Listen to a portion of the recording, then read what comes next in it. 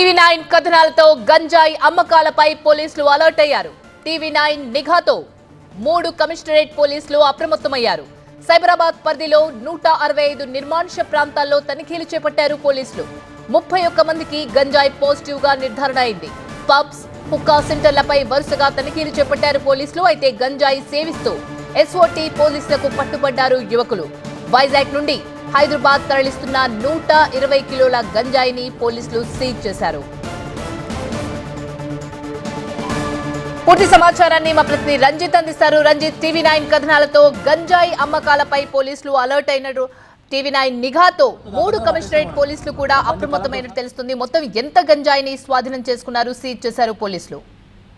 నిన్న టీవీ9 నిఘాలో మైనర్లు గంజాయి అమ్ముతున్నటువంటి విషయం తెలుసుకున్న తర్వాత 3 కమిషనరేట్ పరిధిలోకి సంబంధించి పోలీసులు అప్రమత్తమయ్యారు. ఐసోలేటెడ్ ఏరియాస్ లో ఉన్నటువంటి దాదాపు సైబరాబాద్ కావచ్చు, రాచకొండ, హైదరాబాద్ 165 నిర్మానుష్య ప్రాంతాల్లో కూడా పోలీసులు తనిఖీలు నిర్వహించారు.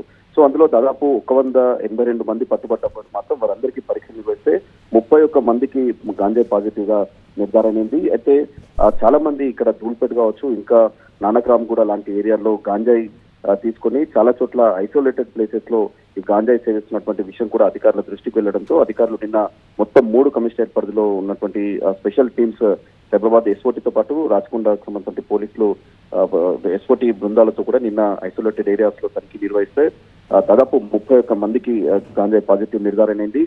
దీంతో పాటు పబ్స్ తో పాటు కొన్ని హుక్కా సెంటర్లు, మెహదీపట్నం కావచ్చు, లంగరౌజ్ లాంటి ప్రాంతాల్లో ఉన్నటువంటి హుక్కా సెంటర్ లో కూడా పోలీసులు దాడులు నిర్వహించారు. ఎందుకంటే చాలా చోట్ల హుక్కా సెంటర్ లో కూడా అక్కడ గాంజాయి సేవిస్తున్నటువంటి వివరాలకు సంబంధించి విషయాలపై కూడా అధికారుల నోటీస్కి రావడంతో అధికారులు ఆ చోట కూడా తనిఖీలు నిర్వహించారు. సో నిన్న టీవీ9 లో ప్రసారమైనటువంటి కథనానికి అధికారులు సీరియస్ గా తీసుకుని మొత్తం వరుసగా 3 కమిషనరేట్ల పరిధిలో ఉన్నటువంటి ఐసోలేటెడ్ ఏరియాస్ లో వరుసగా తనిఖీలు నిర్వహించారు.